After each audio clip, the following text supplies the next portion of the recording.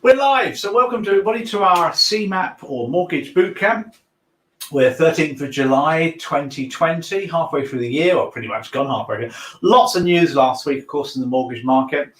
And yeah, we're going to talk about that today. We're going to talk about the stamp duty and the changes that are going about. We've got some stuff for you on bridging loans and how they're regulated as well. So I've got that coming up. And directors' loan accounts when it comes to applying for a mortgage. So lots of good updates for you, actually, more sensible stuff.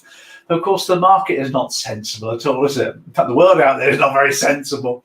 I'm going down to Wales on Friday for a little day trip. Went to the seaside, Ogmore on the Sea. Lovely part of the world, by the way, because Wales has been shut down. They only just opened up. So we all jumped in the car for a lovely little day trip.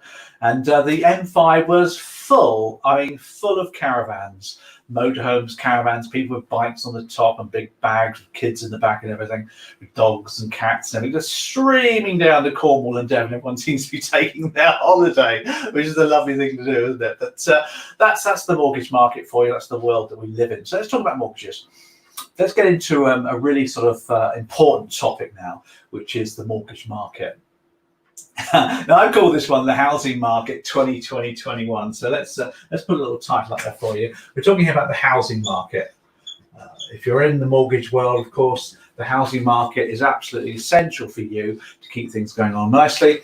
And we're talking about 2020 and 21. Now, the elephant in the room, of course, is stamp duty. We know about stamp duty. The Chancellor said from now until the end of March in England and not in Scotland, have different numbers.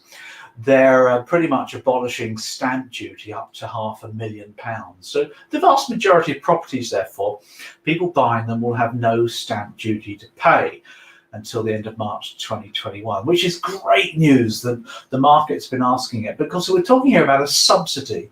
We're talking about a government subsidy, effectively, and subsidies distort markets. So I'm talking about how it's going to distort things for you.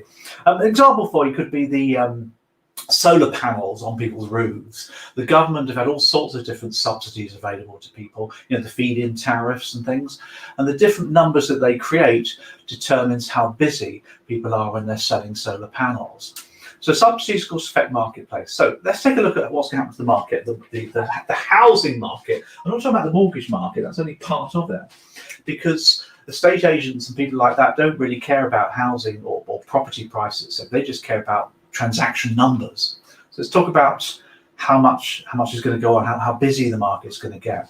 So let's draw a nice little picture here for you. Let's put a kind of like a sort of a weighing scales here, sort of balancing scales. I like these things, don't you? Do you like my picture, do you?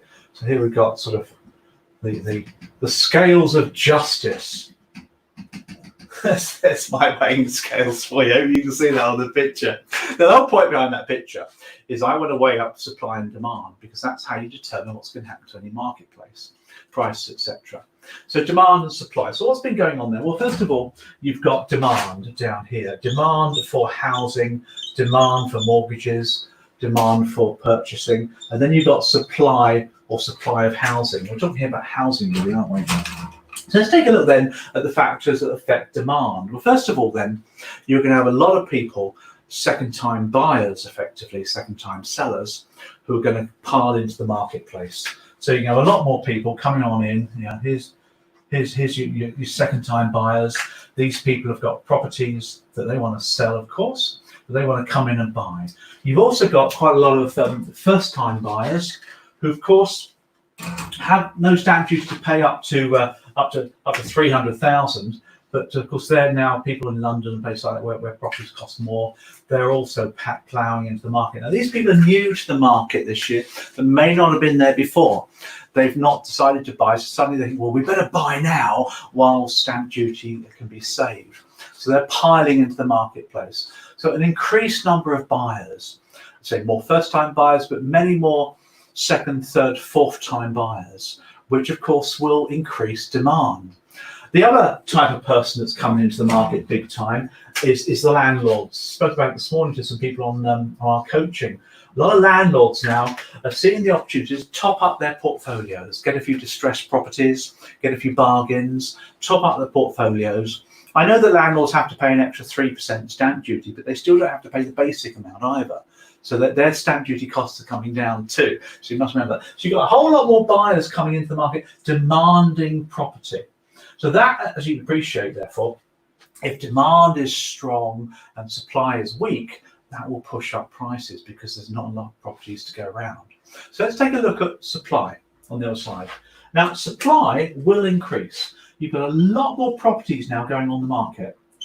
People aren't, really aware of that. You've got a lot more properties going on the market. Here in Cheltenham, for example, I've already seen loads of boards going up around the area. There's people walking up and down our road now. I was listening to them on Saturday. Oh, darling, let's put the house on the market. We should be able to get a good price, because they can.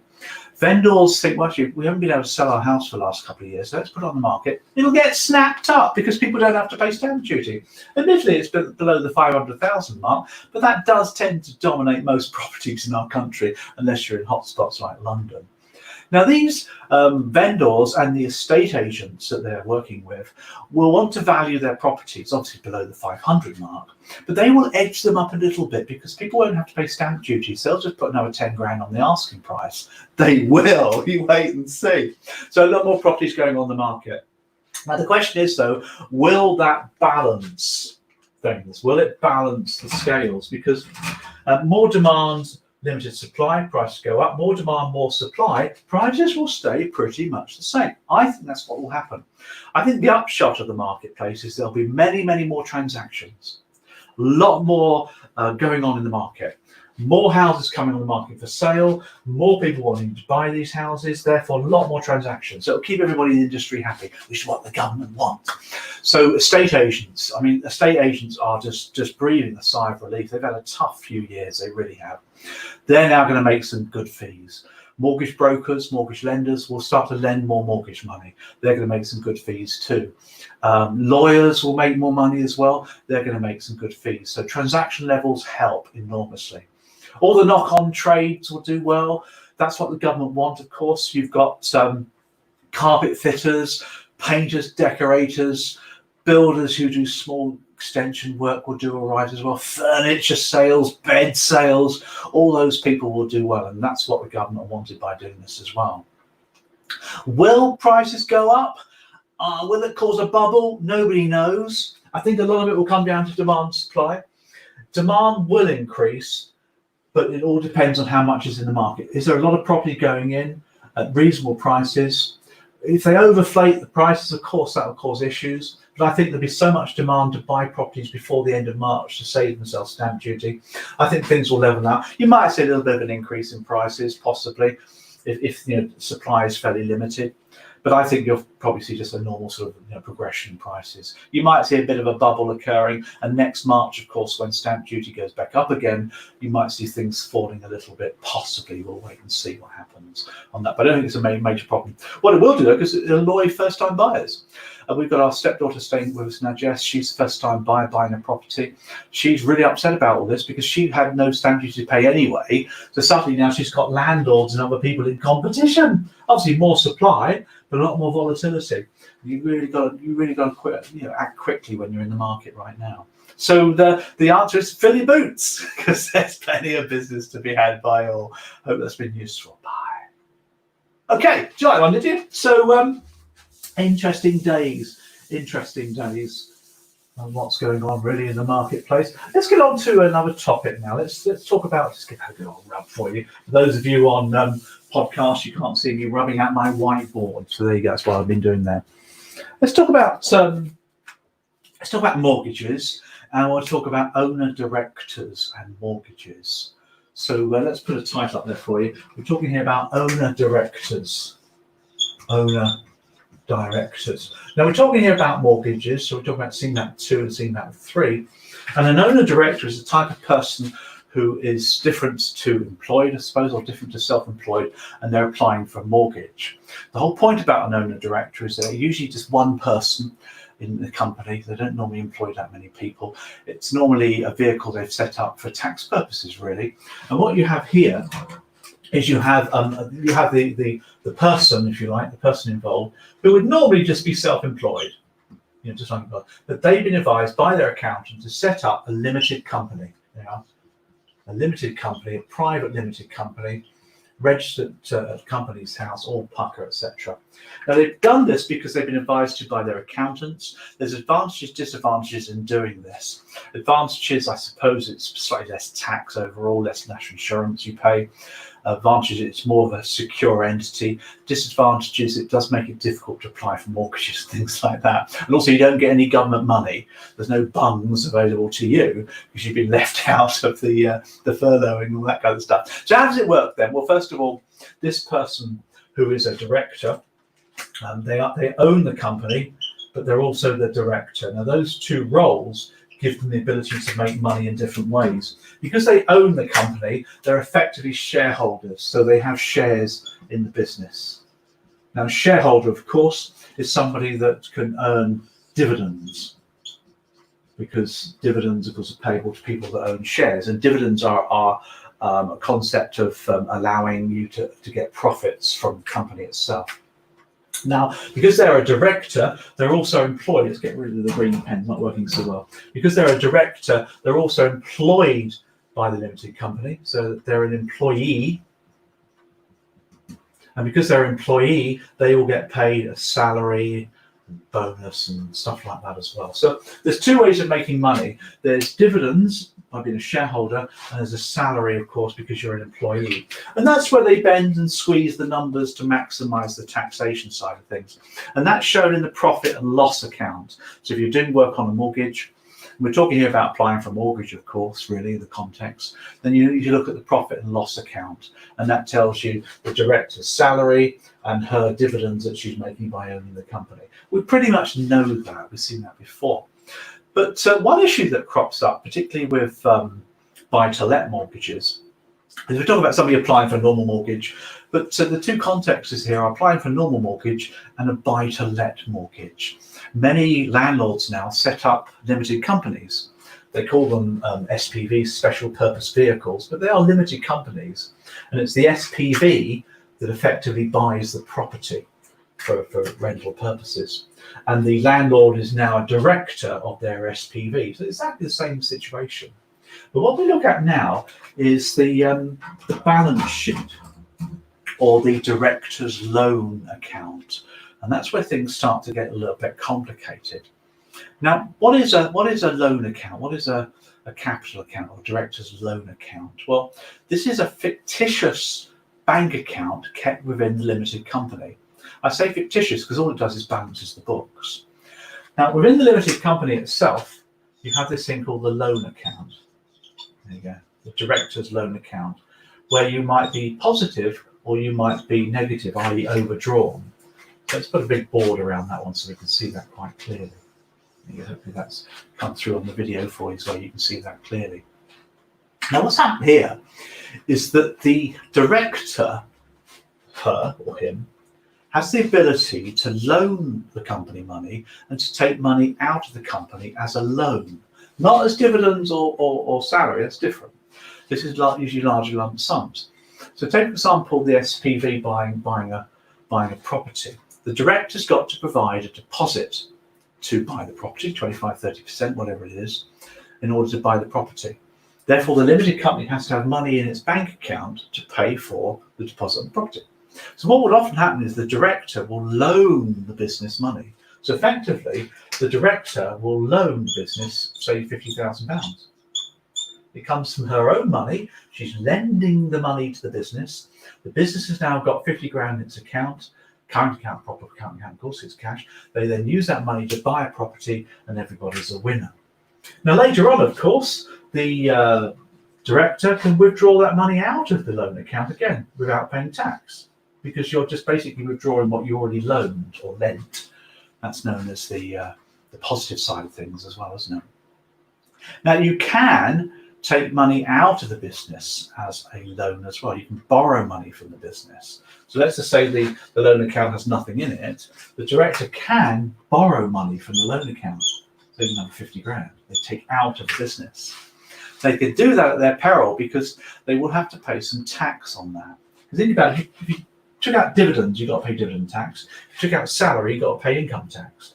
If you take money out of the loan account, so you're borrowing money from the business, as long as you don't keep it for more than 9 months, you will have to pay tax, 32.5%. So if you don't repay it within 9 months, you've got to pay 32.5%. And the tax has been changed recently where that borrowing is actually a benefit in kind. So there is tax to pay even before the 9-month period. Will many director owners do that? Not really. It depends how much money's in the business, really. Normally, what most director owners tend to do is take out what they earn each year in the form of salary and dividends. Very few limited companies, and the directors build up a large lump sum of money in the business to borrow it later. But you might see that. But the biggest implication is putting money into the business for an SPV. That's where it tends to come about. But for mortgage purposes, the loan account doesn't really come into practice. If it's just a straightforward mortgage and you're trying to see how much she earns, then salary and dividends is what they tend to take into account. But that's a few words for you on the loan account. Interesting stuff, isn't it? Particularly for SPVs. Hope you found that useful. Ha! Okay, so there we have it. Director owners. Complex stuff, that, isn't it? Comes into the buy-to-let market, though, with SPVs. Seen that a lot. You need to look at how money is taken in and obviously taken back later when the landlord wants to take their money out later. They can take some money out without paying tax because the loan account is positive. Okay, let's go on to our last topic then before we wrap up this morning. We'll talk about bridging finance for you and how it's regulated. A lot of people ask about this question. Bridging we're talking about here. Here we go. And predominantly regulation of bridging finance, because it's very, very unique. So I want to just cover this off with you quite quickly. Now, bridging finance, you may be aware, you may not be aware, is something that somebody would take out temporarily to be able to buy a property that they haven't sold their original property. So typically somebody's buying a place, they're trying to sell a place at the same time, they can't sell it, but they want to buy the house, so they take out bridging finance. And it's a temporary lending situation. So typically what happens is you have a house that you've got for sale. So let's put this up, for sale, and you're trying to sell that property, and you found a mansion that you want to buy. There you go, there's a mansion there for you. You found this mansion that you want to purchase, but you can't buy that until you sold this place. So what happens is you come along and the bridging lender will lend you some money. There you go. So you can buy that house without selling that one. That's known as bridging finance. You can have open bridging and closed bridging. Open bridging is where there's no sign at all this house is ever going to be sold. Closed bridging is where you exchange on that property typically, and you've got a period of time where you're going to get completion. You know your dates. And what bridging finance providers do is they don't really worry too much about how much money you're earning. They're not going to sort of check you out to see what your affordability is.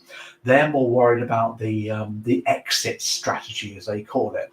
They'll charge you a lot of money, of course they will, for the purpose and lots of interest, but they're worried about the exit strategy. In other words, they'll lend you the money you need to buy the properties, but they want to make sure that that money is going to be repaid fairly quickly with the proceeds of selling the house and maybe getting a proper mortgage on that one as well. So that's how bridging finance providers work. Now, they do secure their financing, of course they do. They'll take charges out on the property. It may well be that you've already got a mortgage on the first house, more than likely.